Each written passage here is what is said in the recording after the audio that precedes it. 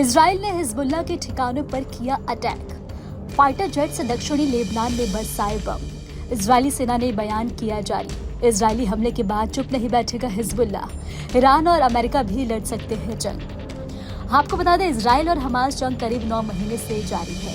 Gaza में भीषण तबाही मचाने के बाद यहां पर इजराइल की कार्रवाई लगभग पूरी होने जा रही है।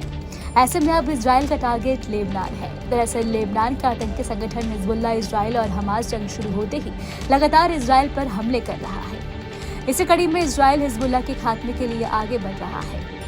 हाल ही में इजराइल ने लेबनान में अपनी सेना तैनात कर दी है, जिसके चलते लेबनान में तनाव बढ़ गया है। लेबनान सीमा पर इजराइल की सेना के तैनात होते ही हिजबुल्लाह और इजराइल के बीच जंग के कयास लगाए जा रहे हैं, लेकिन अब दोनों में ही जंग शुरू हो चुकी है। जी हां, इजराइल ने रविवार को दक्षिणी लेबनान में हिजबुल्लाह के कई ठिकानों पर हमला कर दिया है। इजरायली सेना ने अपने एक बयान में कहा है कि हमारे फाइटर जेट विमानों ने दक्षिणी लेबनान के हौला गांव में हिजबुल्लाह के सैन्य ढांचे पर हमला किया। इस इलाके में कई आतंकवादी सक्रिय थे। वहीं इजराइल डिफेंस फोर्स ने कफर किया गांव में हिजबुल्लाह के एक और ठिकाने पर हमला किया है। इजराइल के हमले के बाद अब हिजबुल्लाह चुप नहीं बैठने वाला। हाल ही में हिजबुल्लाह ने कहा कि अगर जरूरत पड़ी तो वो अपने अंतिम सांस तक लड़ेगा। ऐसे में हिजबुल्लाह जरूर अब इजराइल पर अटैक कर सकता है।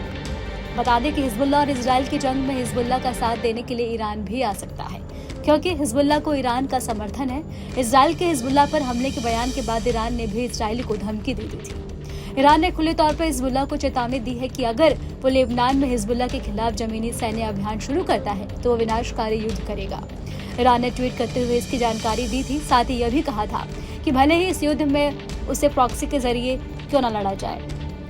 वहीं आपको बता दें कि वहीं इजराइल को अमेरिका का समर्थन प्राप्त है। ऐसे में अमेरिका और ईरान भी एक दूसरे के आमने सामने आ सकते हैं, जिसका असर पूरी दुनिया पर पड़ सकता है। वहीं इजराइल के विदेश मंत्री इजराइल काट्ज ने शनिवार रात को प्रतिक्रिया देते हुए कहा, अगर हिजबुल्लाह अपनी गोलीबारी बंद नहीं करता है और दक्षिणी लेबनान से वापस नहीं जाता है तो हम उसके खिलाफ पूरी ताकत से कार्रवाई करेंगे, तब तक जब तक की सुरक्षा बहाल ना हो जाती और निवासी अपने घरों में वापस नहीं लौट जाते।